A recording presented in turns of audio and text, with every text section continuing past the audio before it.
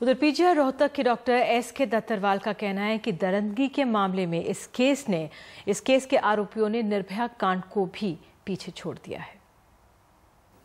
रोहतक में नेपाली मूल की महिला के साथ रेप और उसके बाद बर्बर हत्या का मामला बेहद पेचीदा है और इस केस को सॉल्व करने के लिए फोरेंसिक एक्सपर्ट्स की मदद ली जा रही है। हमारे साथ डॉक्टर एस.के.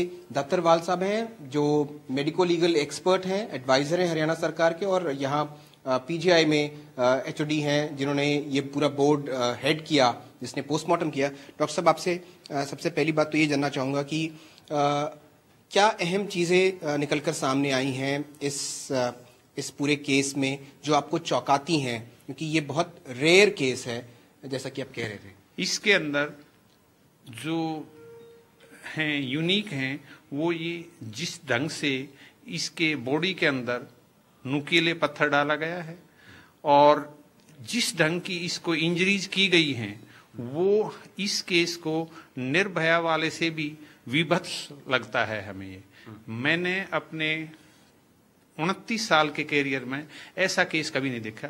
हमारे सारे डिपार्टमेंट ने आज तक ऐसा केस नहीं देखा। जी, और जानना चाहेंगे इस पूरे क्राइम में, इस अपराध में कितने लोग शामिल हो सकते हैं? आपकी जो फोरेंसिक इन्वेस्टिगेशन है उसके सामने इसमें जरूर 2 या 3 से ज्यादा हैं, क्योंकि ये एक गैंग रेप का केस है और जिस ढंग से इसके थाइज पे और बॉडी पार्ट्स पे इंजरीज हैं और बाद में इसको डिस्पोज ऑफ किया है, किसी भी डेड बॉडी को, अडल्ट वाली को 2 या 3 से कम आदमी नहीं ले जा सकते। तो ये एक गैंग रेप का केस है लगता है। तो ये डॉक्टर साहब साफ कह रहे हैं कि जो बॉडी है वो जिस हालत में मिली उससे 2-3 चीज़ें बहुत साफ हैं। पहला तो ये कि इस पूरे क्राइम में 2 या 3 से ज़्यादा लोग शामिल हैं।